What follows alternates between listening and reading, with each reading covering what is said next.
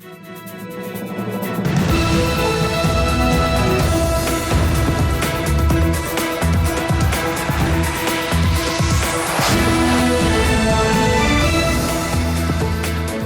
good evening. This is TV7 Israel News broadcast to you from Jerusalem. And in today's top stories, Israel raises its level of alert along its northern front amid rising tensions with the Lebanese Iranian proxy Hezbollah.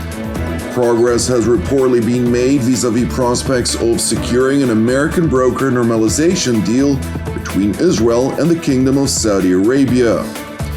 Russia-US tensions are on the rise in Syria after President Vladimir Putin says his country is ready for any scenario. Tensions on Israel's northern front with Lebanon are on the rise amid repeated provocations by the Iranian proxy Hezbollah. Repeated provocations were recorded over the course of the month of July, with the latest including a number of Lebanese men waving Hezbollah flags, vandalizing the border security barrier, and crossing into the Alawite village of Rajal, which is under Israeli military control. This incident, which included UNIFIL forces making every effort to de-escalate tensions within the framework of its limited mandate, ended without casualties since the believed Hezbollah operatives retreated back into Lebanon after conducting a brief photo op.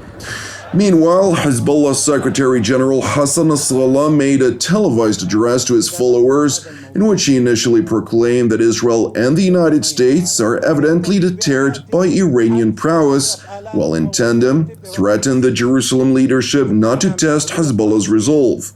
Nasrallah further asserted, quote, Israel occupies parts of Lebanese territory and has the nerve to speak about Hezbollah provocations on the border when it itself is the side that engages in provocations.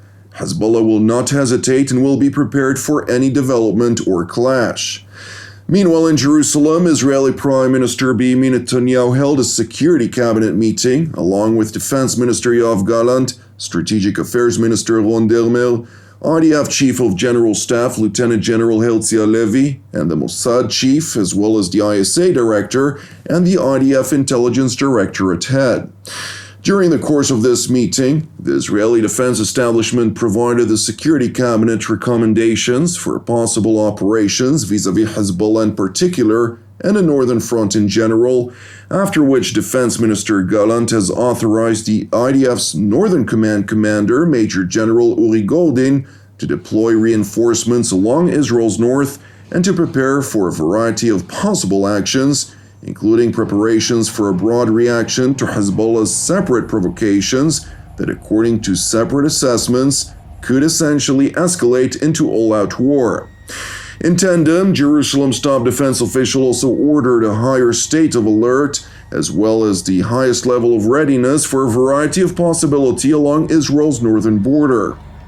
Separately, the Prime Minister's office released a statement in which Netanyahu highlighted, quote, with respect to the threats emanating from Nasrallah's bunker, we aren't very impressed by them. Even Nasrallah knows it is not a good idea for him or for Lebanon to test us. It is important to highlight that while tensions between the Lebanese Iranian proxy Hezbollah and Israel are seemingly on the rise, in Lebanon's Palestinian Ain al-Hilwa refugee camp, deadly clashes erupted on Saturday between President Mahmoud Abbas's Fatah faction and rival Islamist Palestinian groups. The clashes erupted after the Fatah faction attempted to assassinate a leader of an Islamist group, prompting retaliatory attacks against Fatah installations and personnel, killing at least 9, including a Fatah commander, with dozens of others reportedly wounded.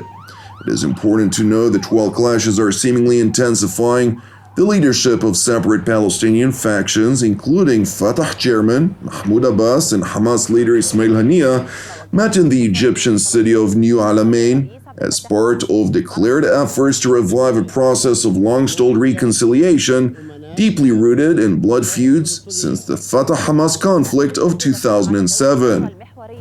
I consider today's meeting of the General Secretaries for the Palestinian factions as a first and important step in continuing the dialogue, and we hope to achieve the objectives as soon as possible. This meeting of 14 separate Palestinian factions, the majority of which are either loyal to Fatah or Hamas, was held under Egyptian auspices. That after a separate meeting was held in Turkey by Abbas and Hania, in which they pledged to pursue national unity and to discuss a common approach against Israel. Meanwhile, during yesterday's meeting, Abbas urged the separate factions to establish a committee that would work to unite the deeply divided Palestinian factions. Despite these efforts to end internal Palestinian strife, Ramallah officials who've spoken to TV7 on condition of anonymity believe that prospects of achieving a tangible breakthrough for reconciliation are near to none. Meanwhile, in the northern Samaria region of the so-called West Bank, IDF, ISA, and Border Police Special Operations Forces conducted extensive counter-terror activities over the course of the past 48 hours, during which a total of 21 suspected terror operatives were successfully apprehended.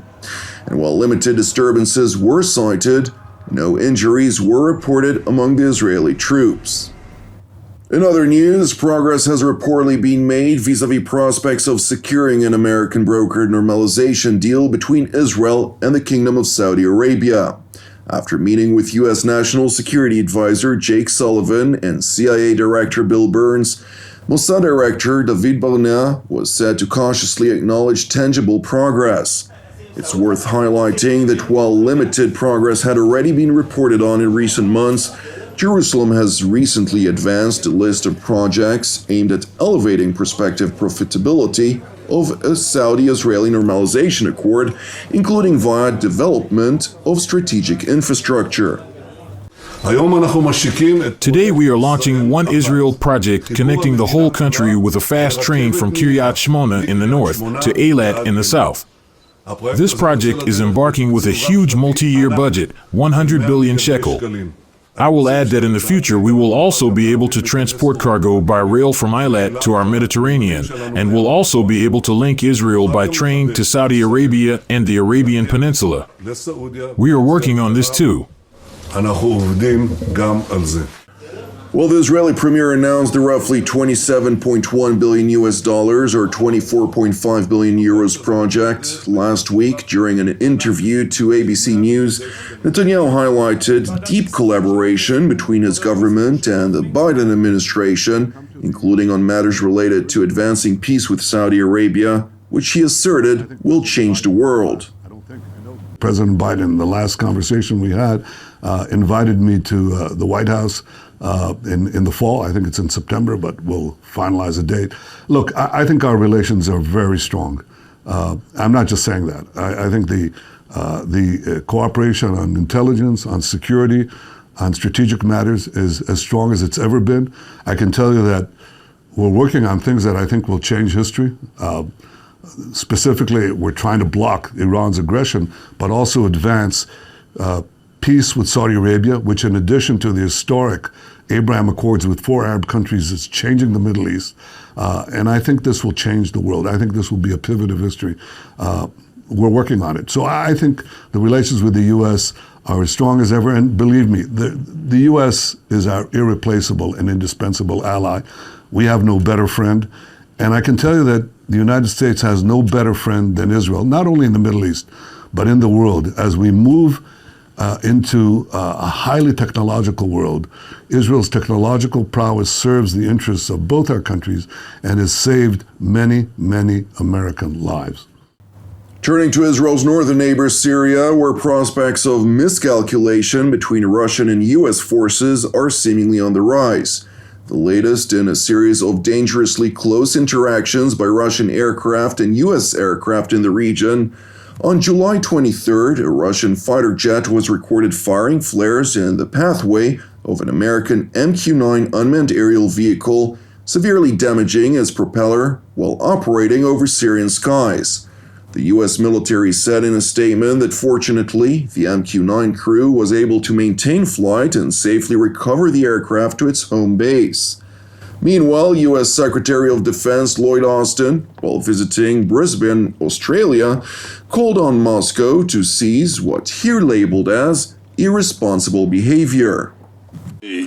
Regarding the irresponsible and dangerous behavior on the part of the Russians, we call upon the Russian leadership to make sure that they issue guidance to their troops to abide by the laws of the sky and make sure that they cease this irresponsible behavior. We'll continue to engage using the established channels to convey our concern, and we'll continue to engage senior leadership as appropriate. But again, we will continue to operate as we have always operated in the airspaces, and we will protect our interest and our resources.